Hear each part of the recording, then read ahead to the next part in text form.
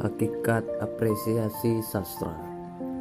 Kata sastra berasal dari bahasa Inggris, yaitu appreciation, yang berarti penghargaan, penilaian, atau pengertian. Kamus Besar Bahasa Indonesia mengartikan apresiasi sebagai kesadaran terhadap nilai-nilai seni dan budaya. Jadi secara leksikal, apresiasi sastra berarti penghargaan atau penyadaran akan nilai-nilai dari seni sastra. Sumarjo dan Zaini tahun 1988 halaman 173 mengetengahkan bahwa dalam hubungan dengan sastra dan peristiwa sastra, apresiasi berarti memahami, menikmati dan menghargai atau menilai. Agar bisa memahami, menikmati dan menghargai karya sastra, pembaca harus mengenal dan akrab dengan karya sastra. Sehubungan dengan itu, Effendi tahun 1973 halaman 18 mendefinisikan apresiasi sastra sebagai kegiatan menggauli karya sastra dengan sungguh-sungguh sehingga tumbuh pengertian, penghargaan, kepekaan, pikiran kritis, dan kepekaan perasaan yang baik terhadap karya sastra. Pengertian-pengertian di atas memberi kita gambaran bahwa apresiasi sastra merupakan rangkaian kegiatan menghargai karya sastra yang meliputi menggauli karya sastra, memahami karya sastra, menikmati karya sastra, dan menilai karya sastra. Apresiasi sebagai menggauli karya sastra memaksudkan bahwa apresiasi sastra menuntut kebiasaan bersentuhan dengan sastra. Menyentuh sastra berarti membaca atau menyimak karya sastra. Dengan membaca atau menyimak, kita bisa memahami apa yang terkandung dalam karya sastra.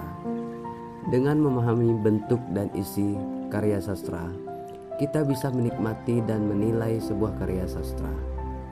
Minat dan kebiasaan membaca atau reading habit sastra dan menyimak pembaca atau habit ataupun informasi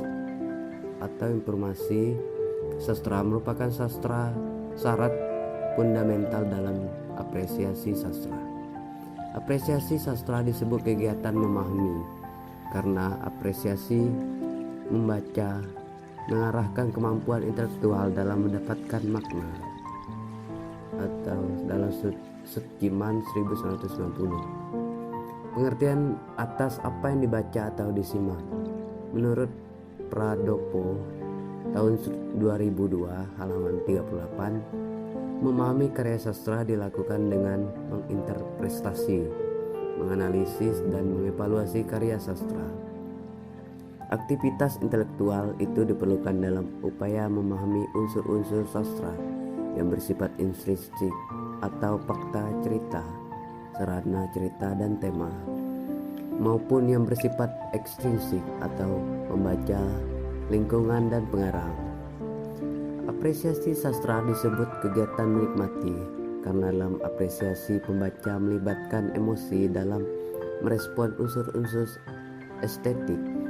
Karya sastra atau Square dan Taba dalam Aminuddin tahun 2002 halaman 34. Realitas atau peristiwa disajikan pengarang menimbulkan gejolak perasaan tertentu pada pembaca. Semakin pembaca terlibat dalam dunia khayali yang disajikan pengarang, semakin kompleks emosi yang bermunculan. Seperti dikemukakan Rusiana tahun 1984 halaman 332. Apresiasi menimbulkan adalah kegairahan dan kenikmatan pada sastra. Kelibatan emosi itu membawa pembaca untuk bersikap dan berefleksi terhadap karya sastra, yakni menarik makna atau pesan tertentu dari karya sastra bagi dirinya. Apresiasi disebut kegiatan menilai karena melibatkan penilai pembaca terhadap karya sastra. Berhadapan dengan karya sastra, pembaca sudah memiliki sikap, pandangan, pengetahuan, bahkan kerangka teori tertentu. Dengan bekal itu, pembaca dapat menganalisis atau mengkritisi karya sastra, baik dari segi bentuknya, isinya, maupun nilai-nilai atau pesan yang disampaikan melalui karya sastra itu. Berdasarkan paparan di atas, dapat dirumuskan sebuah definisi operasional bahwa apresiasi sastra adalah kegiatan menggauli, memahami, menikmati, dan menilai karya sastra sedemikian rupa sehingga tumbuh pengertian, penghargaan, kepekaan, pikiran kritis, dan kepekaan perasaan yang baik terhadap karya sastra. Bentuk-bentuk apresiasi sastra: pemahaman dan penghargaan terhadap karya sastra. Karya timbul dari aktivitas mengakrabi karya sastra. Aminuddin tahun 2013 halaman 39 sampai 40. Mengetengahkan dua bentuk kegiatan mengakrabi karya sastra, yakni kegiatan langsung dan tidak langsung. Apresiasi sastra secara langsung mewujud dalam kegiatan membaca atau menikmati cipta karya sastra berupa teks maupun performansi. Sesederhananya, apresiasi langsung ini berbentuk tindakan membaca atau menyimak, memahami, menikmati, dan mengevaluasi puisi, cerpen, novel, drama, dan bentuk teks maupun penampilan. Apresiasi sastra tidak langsung dapat berbentuk mempelajari teori sastra, membaca artikel yang berhubungan dengan kesastraan, maupun membaca buku atau esai yang memuat pembahasan atau penilaian terhadap sastra. Kegiatan tersebut sangat berguna untuk memperluas wawasan dan meningkatkan kemampuan untuk mengapresiasi sebuah karya sastra. Tingkat apresiasi sastra. Apresiasi sastra adalah sebuah mengakrabi karya untuk memperoleh kesenangan dan manfaat dari sebuah karya sastra.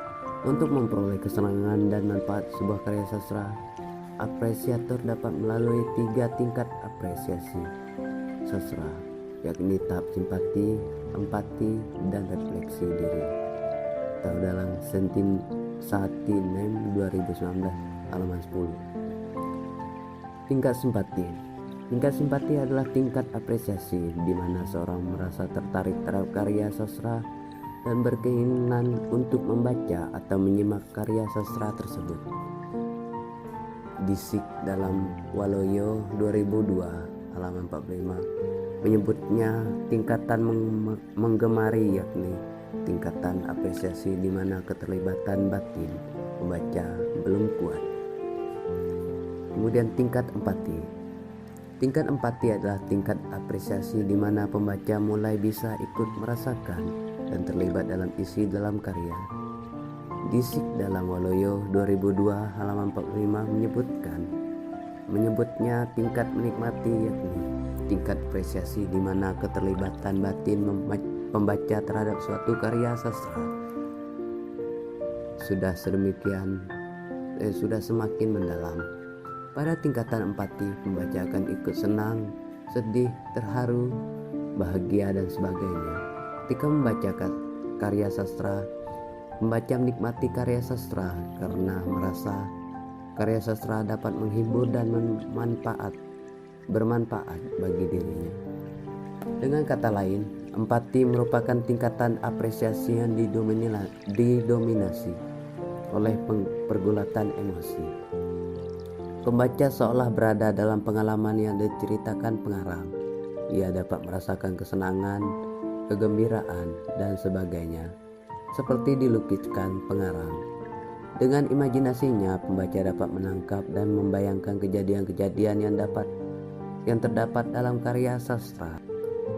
Selanjutnya, tingkat refleksi.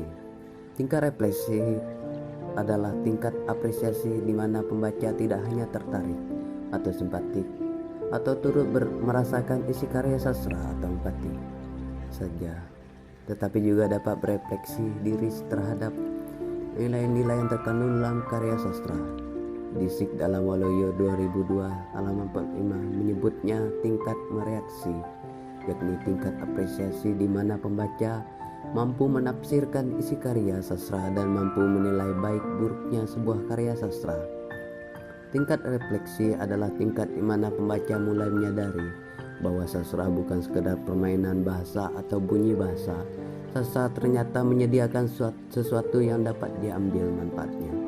Dari sastra pembaca menemukan nilai-nilai hidup tanpa merasa digurui atau diceramahi. Kedalaman refleksi atau kualitas reaksi pembaca terhadap karya sastra ditentukan oleh kedalaman pengetahuan sastra dan kedalaman penghayatan terhadap karya sastra. Semakin mendalam pemahaman akan sastra dan penghayatan terhadap karya sastra, semakin bermutu pula refleksi atau reaksi terhadap karya sastra. Dalam tahap refleksi ini, kemampuan intelektual pembaca bekerja lebih giat karena pembaca menemukan pengalaman, tetapi juga ia ingin tahu mengapa karya tersebut memberinya kenikmatan. Ia berusaha mengungkap hal-hal yang ada di balik karya sastra. Ia menelaah unsur-unsur pembentuknya, berusaha mengetahui kaidah-kaidah pembentukan karya sastra, unsur-unsur cipta sastra, dan dengan pengetahuan itu ia juga dapat menilai kualitas sebuah karya sastra. Pendekatan apresiasi sastra. Pendekatan apresiasi sastra memaksudkan prinsip-prinsip dasar atau kerangka atau landasan teori yang digunakan dalam proses mengapresiasi karya sastra. Aminuddin tahun 2013 halaman 40 menyebut beberapa pendekatan dalam proses apresiasi sastra, yakni pendekatan paraprasis, pendekatan emotif, pendekatan analitis, pendekatan historis, pendekatan sosiopsikologis, dan pendekatan didaktis. Namun di sini kita hanya akan membahas 3 pendekatan yang akan digunakan dalam praktek apresiasi sastra. Yang pertama, pendekatan parapraksis. Pendekatan parapraksis adalah pendekatan apresiasi dengan cara mengungkapkan kembali gagasan yang disampaikan pengarang dengan kata-kata atau kalimat yang berbeda dengan kata-kata dan kalimat yang digunakan pengarangnya. Tujuannya adalah untuk menyederhanakan pemakaian kata atau kalimat seseorang pengarang, sehingga pembaca lebih mudah memahami kandungan makna yang terdapat dalam sebuah karya. Pendekatan ini berlandas pada pandangan, yakni gagasan yang sama dapat disampaikan lewat bentuk yang berbeda. Simbol-simbol yang bersifat konotatif dalam suatu karya sastra dapat diganti dengan lambang atau bentuk lain yang tidak mengandung kataksaan makna. Kalimat-kalimat atau baris dalam suatu cipta sastra mengalami pelesapan atau dikembalikan kepada bentuk aslinya. Pengubahan suatu cipta sastra yang semula simbolik dan eliptis menjadi suatu bentuk kebahasan yang tidak konotatif akan mempermudah pembaca memahami kandungan makna dalam suatu pembaca. Ungkapan kembali suatu gagasan yang sama dengan menggunakan media atau bentuk tidak sama oleh seorang pembaca akan mempertajam pemahaman gagasan yang diperoleh pembaca itu sendiri. Yang selanjutnya, pendekatan emotif. Pendekatan emotif adalah pendekatan yang berusaha menemukan unsur-unsur yang mengajuk emosi atau perasaan pembaca. Pendekatan ini didasar pada pandangan bahwa sastra adalah bagian dari seni yang memberikan hiburan, kesenangan, atau dapat dinikmati.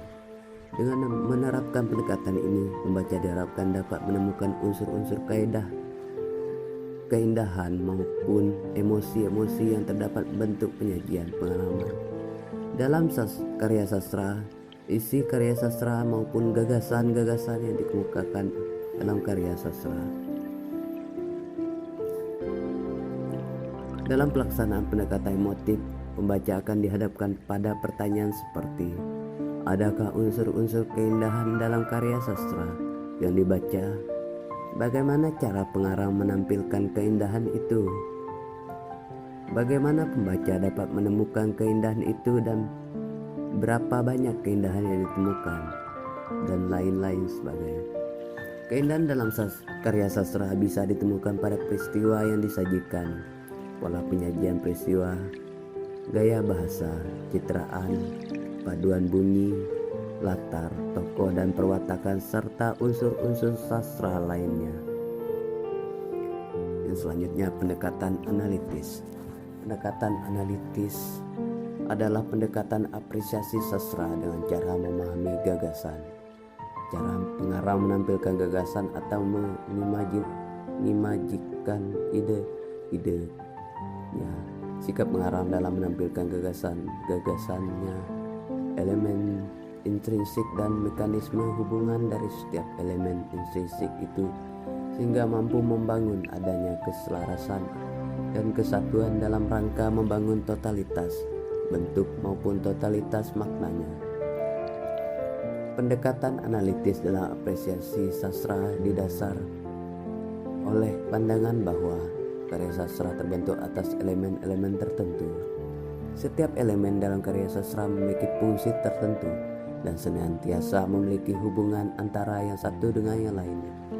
Meskipun karakteristik masing-masing berbeda, karena setiap elemen memiliki karakteristik, maka antara elemen yang satu dengan elemen lainnya dapat dibahas secara terpisah, meskipun pada akhirnya setiap elemen itu harus disikapi sebagai suatu kesatuan.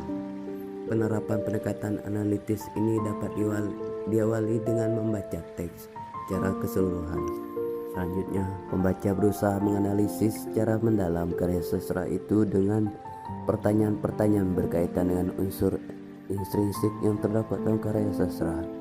Misalnya, setelah membaca sebuah cerpen, pembaca mendalami cerpen itu dengan menjawab pertanyaan seperti siapa saja tokohnya, bagaimana penokohannya, bagaimana latarnya, dan lain-lain. Dari hasil analisis unsur-unsur itu, pembaca dibawa untuk memahami bagaimana hubungan antara unsur-unsur itu dalam mewujudkan sebuah cipta karya. Kegiatan apresiasi dengan pendekatan analitis ini mensyaratkan pembaca memiliki landasan teori tertentu, bersikap objektif, sehingga hasil analisisnya tepat, sistematis, dan diakui kebenaran oleh umum. Manfaat apresiasi sastra. Sastra adalah karya imajinatif yang dapat memberi hiburan, pengetahuan, dan nilai kehidupan.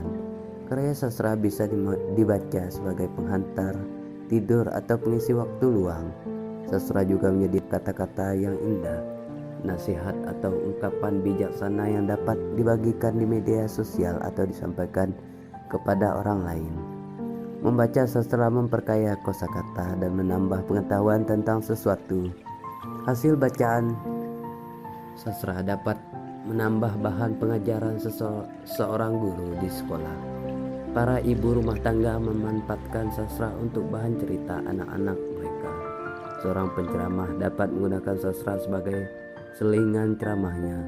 Singkat kata, mengakrabi sastra banyak manfaatnya untuk manusia.